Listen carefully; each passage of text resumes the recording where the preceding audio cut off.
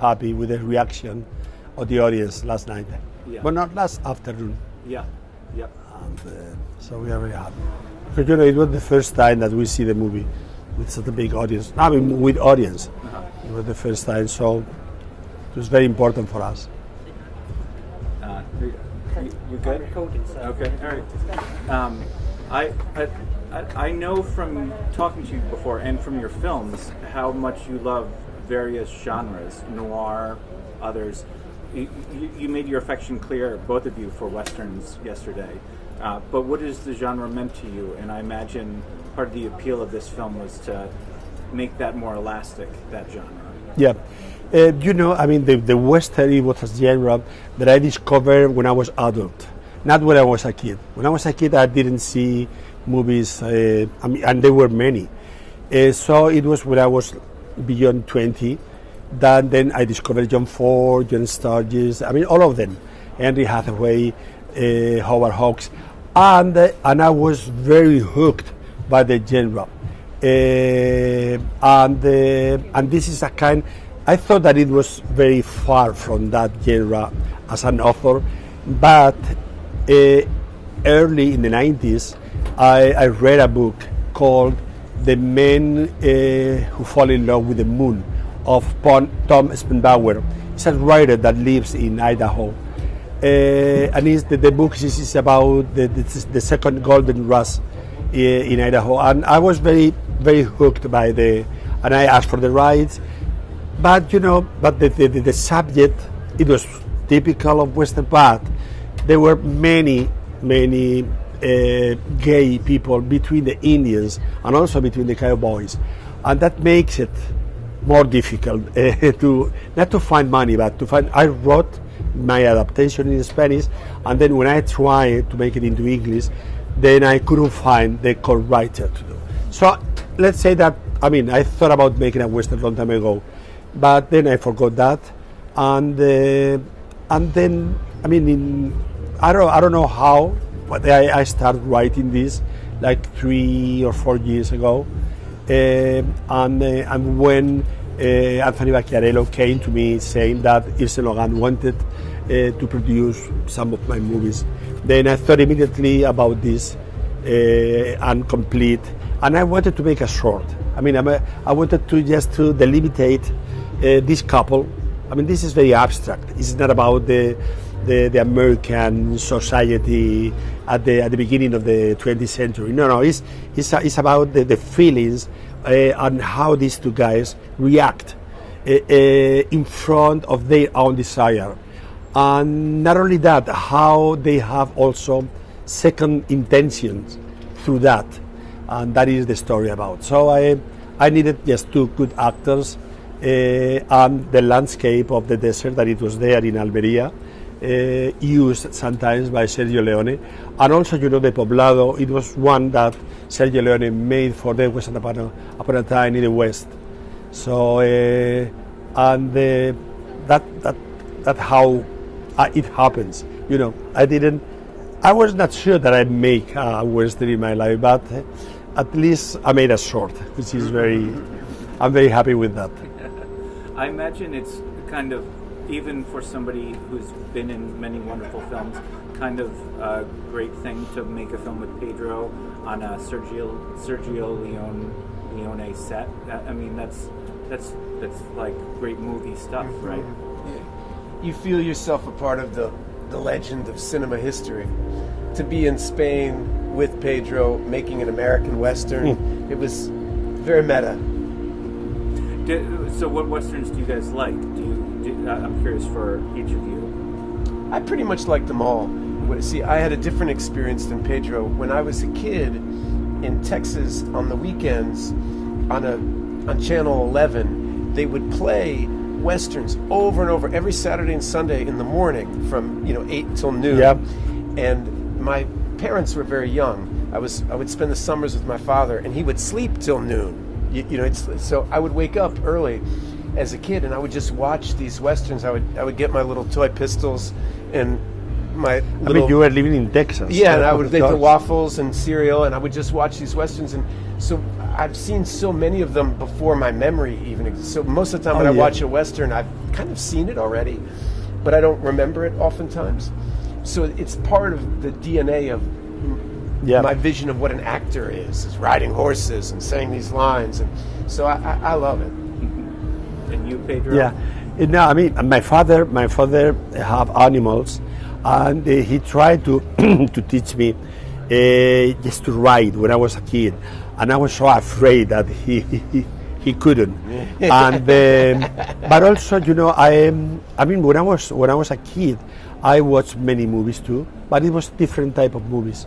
And really, I think that I start with Red River of Hawke, and I was so impressed that this genre can tell this kind of story. And then I keep on. I mean, you know, John Ford is unlimited. But it was when I came to Madrid, and that I was like 20, and I started to. I mean, I didn't go to any school. So I mean, my only school, it was just that I went almost every day to the Madrileñan Cinematheque, and I started watching all the movies that I didn't see living in a little province, and it was then when I discovered it, and I became a big fan of that. And certain films. Yeah, I mean, I mean the classics. I mean, RUSHES, that in Spanish have an awful title. But in general, John Ford I really love, and I was very happy that at the end of his life, he could make Autumn Cheyenne. The name is like that. I'm not sure about my pronunciation. Otoño Cheyenne. Cheyenne, and it was the best. I mean, it was the first time that he felt that he was fair with the Indians. It was about the crepuscle of some Indians, and it was very beautiful. It was 1966, but also, you know, I mean, I also loved this, not second rate. I mean, movies of John Sturges, of course, many Henry Hathaway. Also Anthony Mann. I mean, Anthony Mann is a man that I love when he made noirs. I love when he made western. But even Bad Boy Teacher, that it was not big production, but I mean, the kind of movie that he made with Randolph Scott, they're really very appealing to me. And no, I saw many of them. I have a big DVD teca with many of them. And you could have made Brokeback Mountain. I mean, was that near experience something on your mind making this film? Yeah. Anyway, you know, for me, Brokeback Mountain. I mean, they have the huts and all that, the iconography of the Western, but they were settlers. They were not cowboys. They were not hired killers. So for me, you know, the past of these guys, it was like they were part of a gang, like the Wild Bunch of Sam Peckinpah, and they have an affair, an intense affair with alcohol, sex, prostitutes, all of that in these crazy days. They separate themselves. One become a sheriff, and the other became a rancher. Yeah, I was. Wanted more guns. You wanted more guns. He wanted the real old West. I mean, I needed guns because because if not that, I don't believe in myself.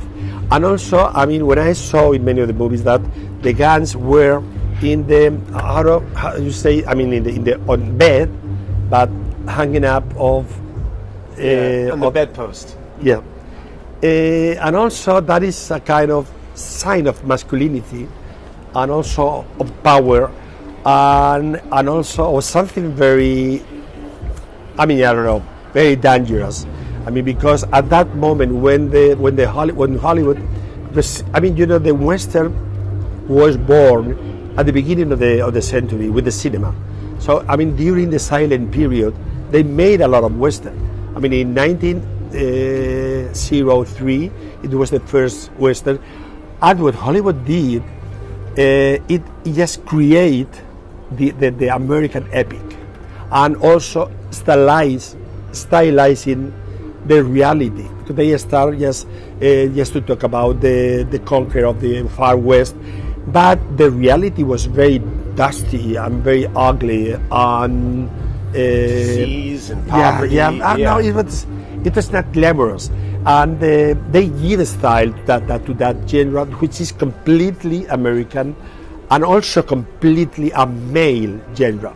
And then I respect the not to be anachronistic with the American genre, but in the other sense, I thought that if there were many men, some of them they could desire each other.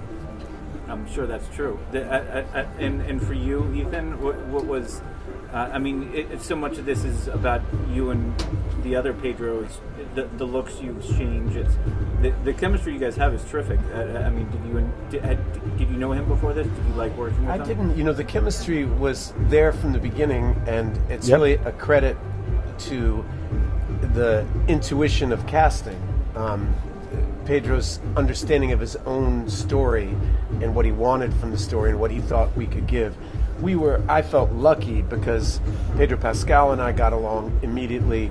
We have the same kind of work ethic that matches. And you have many themes to talk about. You were talking all the time. We're both from Texas. We have a lot of common friends. We have a shared love of the theater. We have a shared love of cinema and a shared passion for acting. So we got along easily. And that if that didn't happen, we would have had a terrible experience. No. Yeah, I mean, we were very fortunate for that. I mean, no, that chemistry is when that happens is wonderful, because make everything easier. Talking about how male the Western genre is very true. It's also true of like many historical American films or films. Period. I mean, do you look at film history and imagine where are the gay characters in these stories? Sometimes there are other genres you could tackle where we've missed, I guess, stories like this. Yes, the question. Sorry, I was curious because the Western is such a male genre. It's not unique in that many. There's a century of American films that are. Go ahead.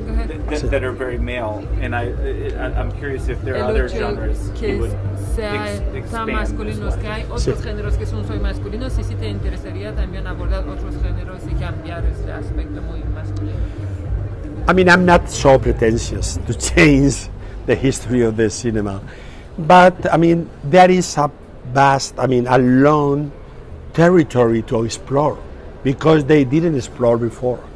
And it was close to me. I mean, to talk about this passionate story with two cowboys, but also, I sometimes, I make a kind of exercise. It's not an obsession, but that change the sexuality of the main character, and also it could be done and be in the same movie in noirs and thrillers. I remember the movie with James Gagney called Al Rojo Vivo. In Spanish, the title it was Al Rojo Vivo. One that he's crazy and he comes to the jail and he has a band with the mother and Virginia Mayo, and he's really like in love of the mother. And then they come to the prison, an agent to be friend of James Gagney, and yes, it was a policeman, yes, to know what he's trying to do next. Then, if you make that, and that character, it was Edmund O'Brien.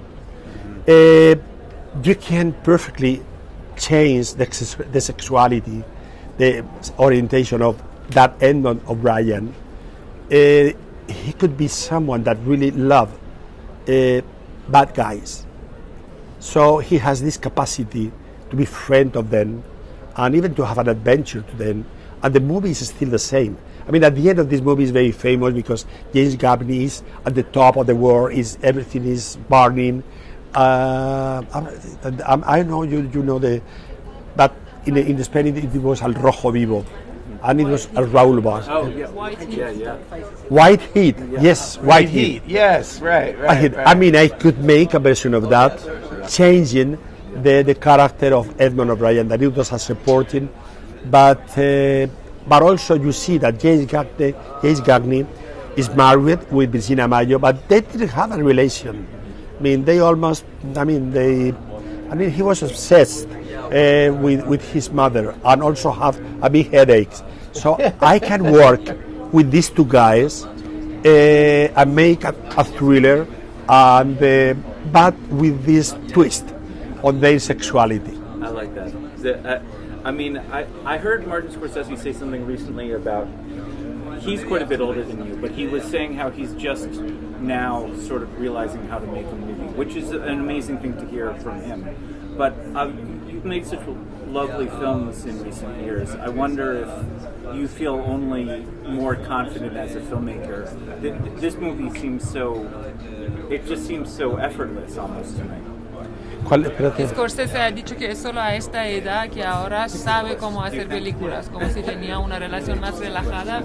Y tú también en esta película se siente algo así muy fácil, muy fluido. No, I don't. I mean, every movie is an adventure, and this is part of its addiction, and that necessity of doing it. Because I think the uncertainty is the word that defines this work. Because even I made 22 movies, and in this case 2 shorts of 30 minutes, but I don't feel like I know how to do this, because every movie is different. And work in this case in a different languages, with new actors that you don't know, even though you love them. So what I know, and this is what I need to feel, is that feel passionate about the script. A kind of almost physical necessity of doing it, and then I know that I will give to the movie my 24 hours by day. But I never got the feeling that I know how to do this. Not this, but anyway, perhaps Scorsese is older than I. But it's good to feel that you are living a life adventure.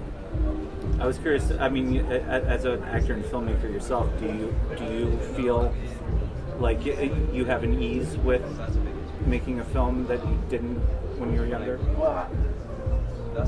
No, I feel there's certain things I'm more confident about, but what happens is the more you learn, the less you know. The more you discover. But you know how to write, for example. Yeah, there's certain and that was very important. I know how to do, but I feel every time you work with Pedro, it opens doors in your mind. As an actor, you get to be a student of film in a different way, because I've gotten to work with a lot of wonderful directors who don't make a movie the same way. And it teaches you very obviously there is not a right way to make a movie. There are definitely some wrong ways, but the right path can be found in many with different processes, with different thoughts, with different ideas. But I do think what you said is, it is an adventure, and you have to have a burning desire to take that adventure. And when you stop seeing it as an adventure, and Scorsese is very humble, he's, I think one life is not enough to master a great art form. He was a good director since the beginning. Since really, the first movie, the 60-something. Yeah. Well, it's a pleasure talking to you guys. Thank you so much. It was a pleasure. Really Thank you. Fun. Thank you. Did you get the word all?